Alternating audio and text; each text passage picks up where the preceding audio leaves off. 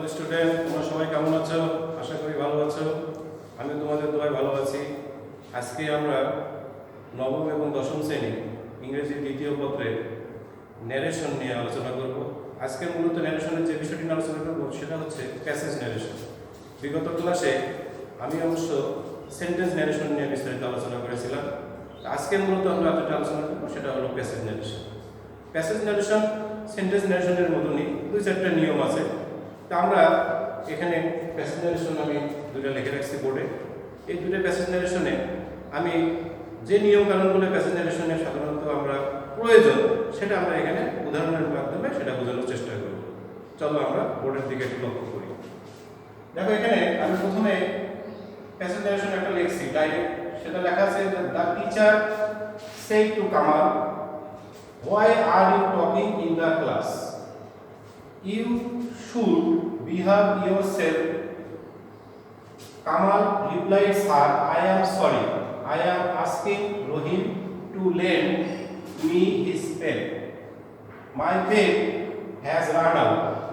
The teacher said, be attentive and listen to my lecture. তাহলে আমাদেরকে প্রথমে যে কাজটা করতে হবে যে প্যাসেজ ন্যারেশনটা থ্রোলি আগে পড়তে হবে। তাহলে আমরা পড়লাম, পড়ার পরে এখন যে কাজটা করতে হবে যে এখানে বক্তাকে এবং শ্রোতাকে এটা আগে আইডেন্টিফাই করতে হবে। তাহলে বক্তা হলো টিচার আর শ্রোতা হলো কামাল। তাহলে এটা আমাদের আগে চিহ্নিত করতে হবে। চিহ্নিত করার পরে তারপরে আমাদের দেখতে হবে যে ওই প্যাসেজ সেন্টেন্সটার মধ্যে ধরনটা কি, মানে সেন্টেন্সের ধরন কি কি সেন্টেন্সগুলো আছে। যেমন এখানে আছে why are you talking in the class, তাহলে এটা interrogative sentence. you should behave yourself, এটা তাহলে অ্যাসার্টিভ সেন্টেন্স। তারপরে I am sorry, এটাও assertive sentence. I am asking Rohim to lend me his pen, এটাও assertive sentence. my pen has run out, এটাও assertive sentence. এবং সবশেষে be attentive and listen to my lecture, এটা কিন্তু imperative sentence.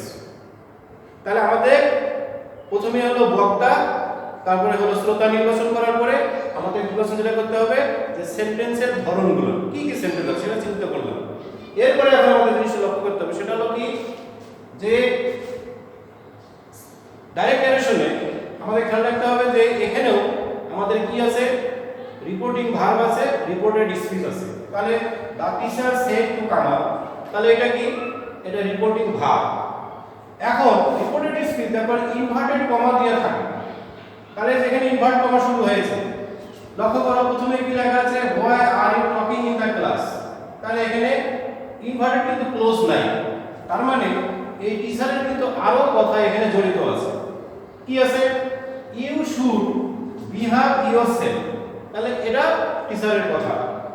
এবং এখানে শুধু ইনভার্টেড ক্লোজ হয়েছে। তাহলে যেখানে ইনভার্টেড শুরু যেখানে ইনভার্টেড ক্লোজ, তাহলে এটা কিন্তু বক্তার কথা। এবং পরবর্তীতে দেখো কি আছে, কামাল রিপ্লাই, কামাল এবার কি হলো, কামাল কিন্তু আবার বক্তা হয়ে গেল, শ্রোতা হলো এবার হয়ে গেল টিচার।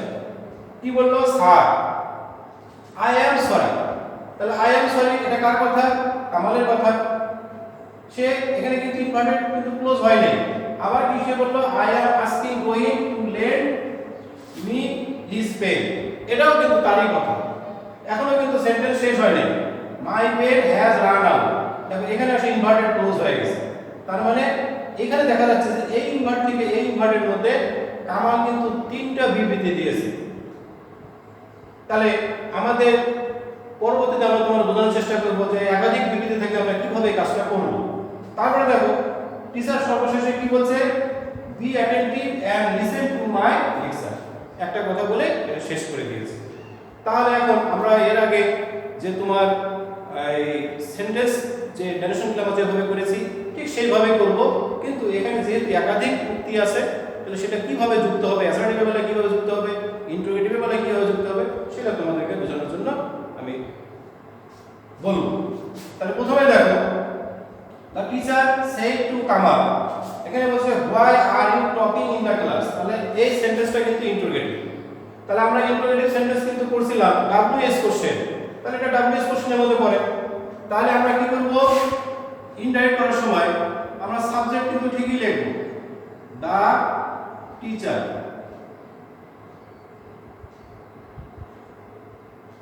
তাহলে এবার যেহেতু এটা প্রশ্ন তাহলে হবে সেই উত্তরটা কি হবে আস্কড। তাহলে আস্কড এর পরে আমরা সবাই জানি যে প্রিপজিশন টু থাকলে বসবে না, তাহলে কি হবে জাস্ট অবজেক্ট বসবে কি কামাল।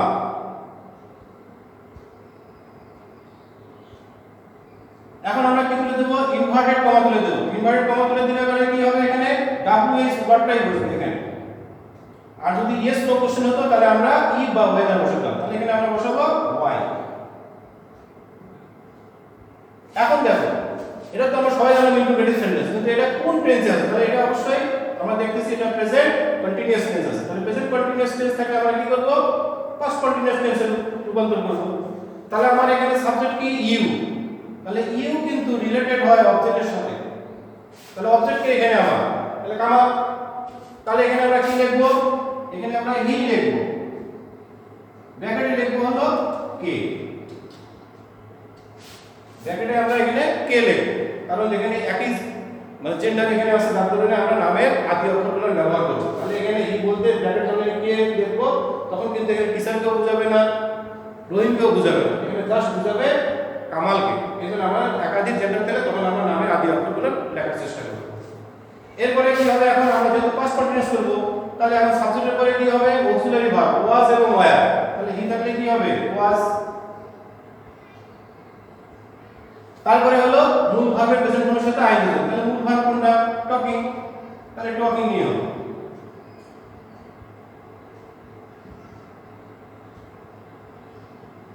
টকিং ইন দা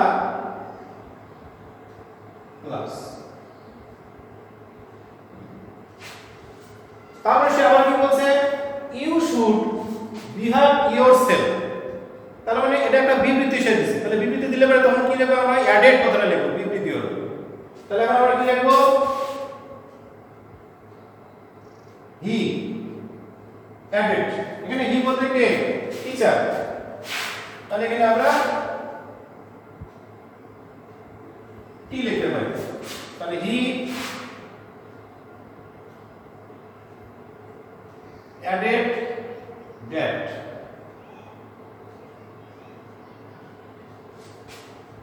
তাহলে এখানে ইউ বলতে কি বোঝাচ্ছে তাহলে ইউ মানে কামাল। তাহলে এখন আমরা কি লিখব তাহলে হি ব্র্যাকেটে লিখব হলো কে। তাহলে এখন কি হবে সাবজেক্টের পরে এখানে আছে শুড, তাহলে শুড শুডই হবে। শুডের পরে মূল ভার্ব সবসময় কি হবে প্রেজেন্ট ফর্ম, তাহলে বিহেভ বিহেভ কি হবে।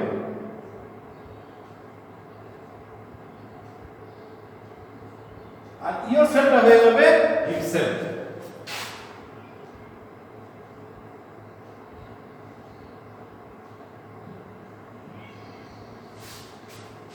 এই এখন আসো আমাদের কিন্তু এই পর্যন্ত কাজ আমরা শেষ করলাম। এখন আমরা আসবো হলো কামাল এখন কিন্তু এখন হবে কি বক্তা আর টিচার হবে এবারটা শ্রোতা। তাহলে কামাল কিন্তু কি করছে স্যারকে বলছে, কি বলছে প্রথমে বলছে কামাল রিপ্লাইড স্যার। তাহলে এখানে স্যার থাকলে আমরা কি ব্যবহার করব স্যার উঠে গেলে আমাদের ব্যবহার করতে হবে রেসপেক্টফুলি। তাহলে আমরা লিখব কামাল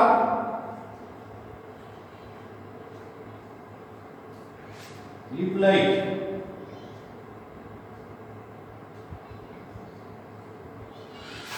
এখন স্যার উঠে গেলে কি হবে রেসপেক্টফুলি।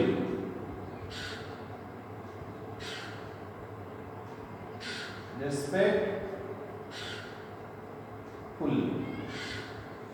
তারপরে কি আছে ইনভার্টেড কমা। তাহলে যেহেতু সেন্টেন্সটা কি অ্যাসার্টিভ সেন্টেন্স, তাহলে অ্যাসার্টিভ সেন্টেন্সে ইনভার্টেড কমা দিলে আমরা কি বসাই দ্যাট।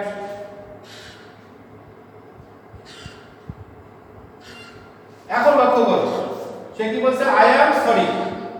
তাহলে এই আই লোকটা কে আই লোকটা কিন্তু কামাল। তাহলে এখন আমরা কি লিখব কামালের পরিবর্তে লিখব এখানে হি, ব্র্যাকেটে কি লিখব কে।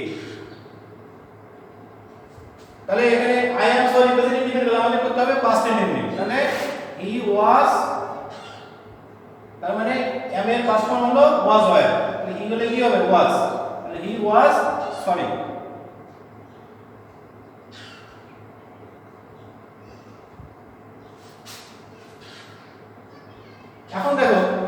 আবার কি বলছে I am asking Rahim to lend me his pen. তার মানে সে আরো একটা বিবৃতি দিল। যখন একাধিক বিবৃতি হয় তখন আমরা কি বলবো, তখন আমরা ওখানে অ্যাডেড কথাটা ব্যবহার করব। তাহলে আমরা কি লিখব, হি অ্যাডেড। তাহলে এখানে হি বলতে ওই একই কথাই কামাল, তাহলে অ্যাডেড দ্যাট।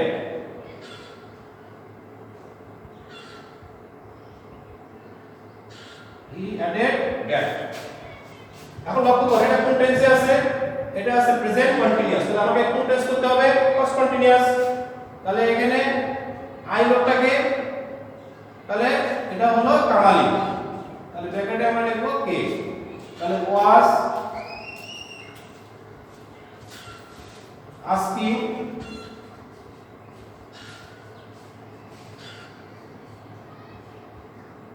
রহিম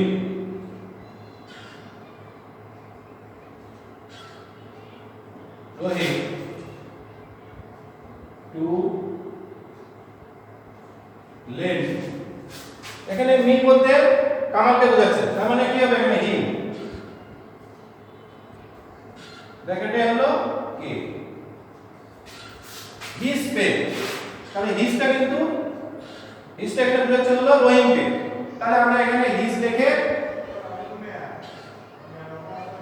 ব্র্যাকেটে আমরা কি লিখব, আর পেন। তারপরে সে আরো এখানে বলেছে কি, my pen has run out. এটা একটা বিবৃতি। তার মানে সে কেন রহিমের কাছে কলমটা ধার করেছিল। তাহলে আমরা এখানে বিকজ কথাটা এখানে আমরা ব্যবহার করতে পারি। তাহলে বিকজ,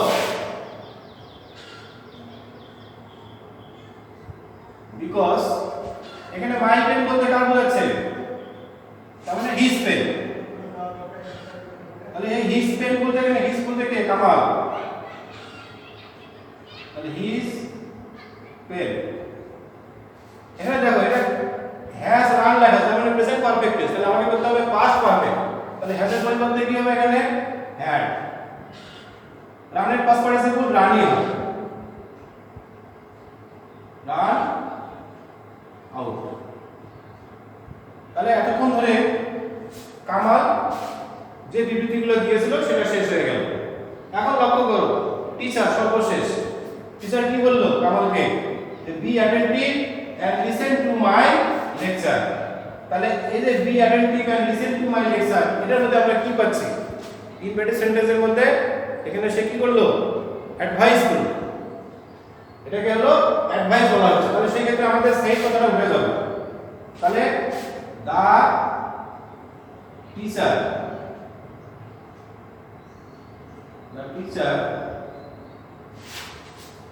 অ্যাডভাইস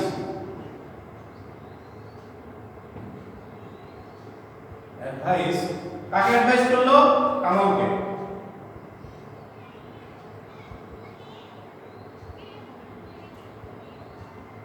এখন দেখো আমরা একটা ইনভার্টেড কমা তুলে দেব। ইনভার্টেড সেন্টেন্সে ইনভার্টেড কমা তুলে দিলে পরে এখানে একটা টু বসাতে হবে, এবং টুর পরে ভার্বের কোনো পরিবর্তন হয় না। তাহলে এখানে ভার্ব কোনটা, বি। তাহলে কি হবে, বি অ্যাটেন্টিভ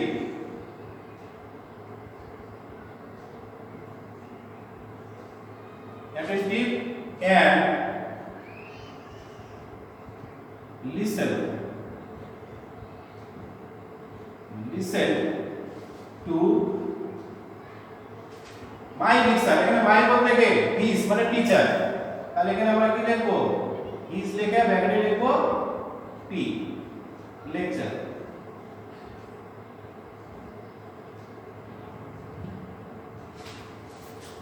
এইভাবে আমাদেরকে প্যাসেজ নারেশন সম্পূর্ণ করতে হবে। তাহলে প্রথমে আমাদের ভালো করে প্যাসেজটা পড়তে হবে। পড়ার পরে আমাদেরকে যে জিনিসটা চিহ্নিত করতে হবে সেটা হলো যে এখানে বক্তাকে, শ্রোতাকে, এটাকে আইডেন্টিফাই করতে হবে। তাহলে আমরা প্রথমে দেখলাম যে এখানে বক্তা টিচার, শ্রোতা কামাল। টিচার কি কি কথাগুলো বলেছে, যেখান থেকে ইম্পর্টেন্ট শুরু হবে, যেখানে ইম্পর্টেন্ট শেষ হবে, এটুকের মধ্যে কিন্তু তার কথা।